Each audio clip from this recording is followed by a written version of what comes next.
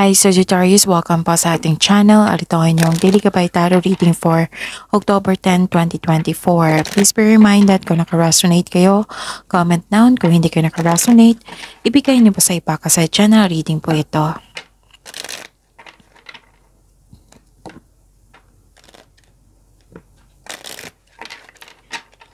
This is for you Sagittarius ngayong October 10, 2024.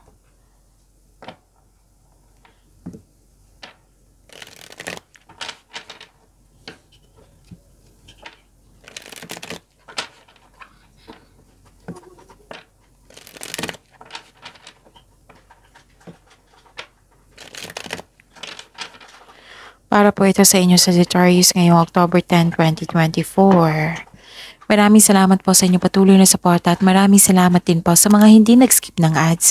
Gamitin ang reading na ito bilang gabay lamang sa mga hindi pa nag-subscribe. Subscribe na po kayo at click bell notification para malaman nyo na may bago tayong video. Para sa mga gusto magpa-reading po, may lumabas dyan sa screen nyo ngayon.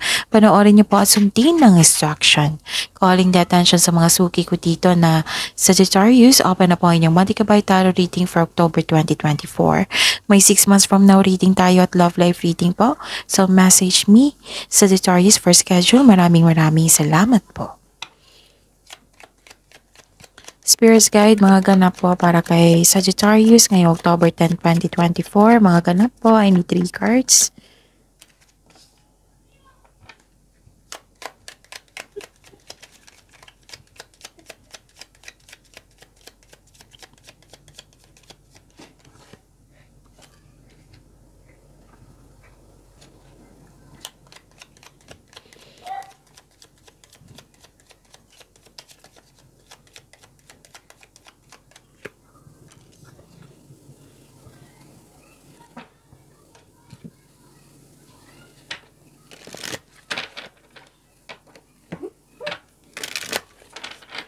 Spirits Guide, message nyo po para kay Sagittarius ngayong October 10, 2024. I need 2 cards po. Oops, okay. Another message po, Sagittarius, October 10, 2024. Okay. Sagittarius, ngayong October 10, 2024, may nakita ko ditong parang hindi magandang pakiramdam mo. Oo. Pero don't worry. Pwedeng hindi magandang pakiramdam mo na the other day. Pwede ngayon. Pero don't worry, magkakaroon naman ng recovery dito. Pwedeng stress ka, nagkaroon ng anxiety, or hindi talaga magandang pakiramdam mo. So, yun. May recovery naman po. Tapos nakikita ko dito yung suporta ng isang grupo ng tao, and I believe this is your family. Nakikita ko rin dito yung personal growth mo and spiritual growth. And may nakikita ko dito Sagittarius na may tao ditong hindi makausap, mataas ang pride. Oo. Na mahirap siya kausapin, mahirap siyang kausap, oo. Nakita ko rin dito na may inasikaso kayo sa isang building, labas-pasok kayo, ganun. Nakita ko rin dito yung separation, pwedeng disconnection sa isang tao or separation ng responsibilities, or pwede din separation na yung kailangan mo lumayo para sa future mo, magkaroon ng long distance relationship. May time dito na nagkaroon ng solitude dito na gusto nyo mapag-isa. Kung gusto mo makapag-isa para makapag-isip ng mabuti, para pag sa pagbalik mo, may solusyon na, re-energize na yung energy, ganon. May nakita din ako dito, nag-iisip ka regarding, oh wow, this is good kasi time for reflection to. Nag-iisip ka regarding sa inyong ambisyon sa buhay, goal nyo sa buhay. And nakita ko rin dito, may taong hindi totoo sa inyo. Matutuklasan mo ito, malaman mo ito kasi mataas ang inyong intuition. So, yun. Message dito is release what you've been carrying and lighten up. New joy is on the way. Wow, new joy is on the way. I-release mo daw itong old emotions nyo, yung bigat na naramdaman mo. Para kasi may parating po na new joy is on the way. Okay, the power to heal the earth is within you. And I believe talaga, masama ang pakiramdam nyo kasi nasaktan or na-stress kayo, nagkaroon kayo ng anxiety. Kasi dalawang card po nagsabi dito na na healing, for healing. You have to let go of these old emotions, itong nararamdaman mong bigat nararamdaman, and yun. You have to move forward. The power to heal the earth is within you. Okay. Spirit's Guide. Ano po yung energy ni Sagittarius ngayong October 10, 2024?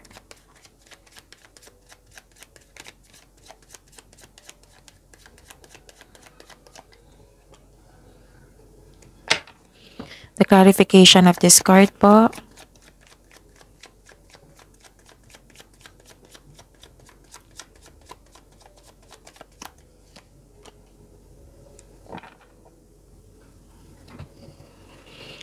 Okay, sa mga may oras dyan, kung gusto nyo po, panoorin nyo po yung last 4 days kabay tarot reading nyo po. Like for example, napanood nyo ito ngayong October 10, 2024. Panoorin nyo po yung October 9, 8, 7, 6. Kung may narinig kayo, may nakita kayong repeating message, kailangan nyo po iyan bigyan ng atensyon. Maaring andyan yung sa last 4 days, may pinupush na message dyan na kailangan mong ma-realize, kailangan mong gawin. Oo. Pero at the end of the day, kayo po ang may susunod niyan. Tapos, kung maaari po, bigyan niyo po ng solusyon at aksyon. Remember Sagittarius. Okay, Sagittarius, at the end of the day, alam mo na ikaw lang ang taong may kakayahan at responsable na gumawa ng sarili mong katotohanan at kinabukasan. So, ano yung energy mo, Sagittarius?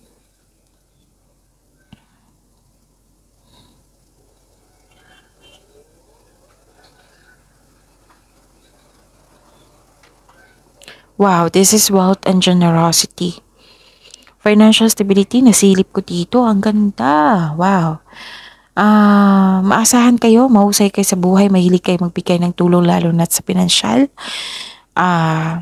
May offer dito na leadership role or sadyang, or ano kayo, leader na kayo. Maraming nakapansin sa inyong malaking kontribusyon. Yan, ang ganda. This is wealth and generosity. Okay, nakita ko rin dito na so this is may biglaang pagbabago nga. This is the clarification of your card here. May biglaang pagbabago and some of you hindi pa ready sa changes. Sabi po dito, konkretong plano po kasi may plano, gumagawa kayo ng plano dito na iwasan nyo magkamali. Dapat sigurado kung karapat-dapat ba yung plano nyo. Okay? Siguraduhin konkretong plano yan. Actually, may success dito successful completion, reaping rewards, accomplishment, recognition, yan. Nakikita ko dito. Spirit's Guide, love life, self-love, partnership, and romance. Talagang tumalon, no? So, this is career and money. Baka may nasabi akong love. Okay, this is your career and money, Sagittarius. And the clarification of this card po.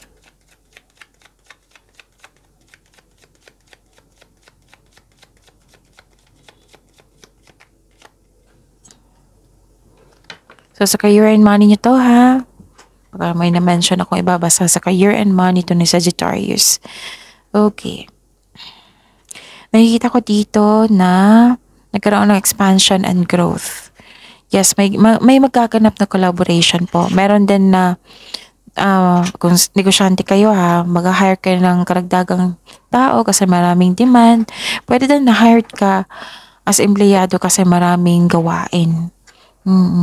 May ganap din na business travel dito. Makikita mo na ang mga bunga na yung pagsisikap. Ngunit maging mapagmasid po daw kayo. So yun yung plano, andito pa rin konkretong plano ay kailangan. Yung matagal mo ng plano, gawin mo na ngayon, sabi ng card nyo. May posibilidad talaga maglakbay kayo. Kailangan nyo maging matatag dito, be confident, face your fears, habaan ng pasensya. Spirit's Guide, love life, self-love, partnership, and romance ni Sagittarius ngayong October 10, 2024. The clarification of this card po.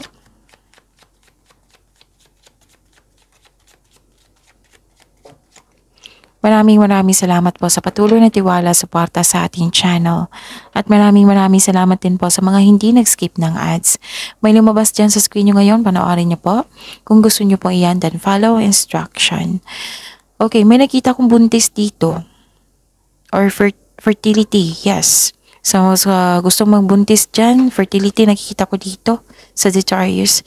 May pagbubunga mabuti ang parating, pwedeng pagbubuntis or pwedeng pagbubunga ng isang bagay. Oo. This is also means abundance and success. So, be happy with the results of your actions. Sa mga single dyan, the advice is allow yourself to receive love and acknowledge that you can attract romance by loving yourself. So, kung hanap mo green flag, dapat magsimula sa atin to by loving ourselves first. So, this is a fertile time ha. So, ayaw magbuntis, mag-ingat po.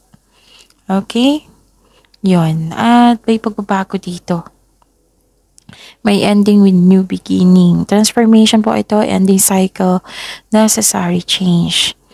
Sa mga single dito, may balak ang dating tao na mag-reconnect sa'yo. Sa mga may relasyon sa buhay mag-asawa, may transformation na magaganap in an unexpected way. Marahil nagpasya kayong mag-put space muna or nagkabalikan kayo. Basta may dito, pagbabago. Okay, so yun.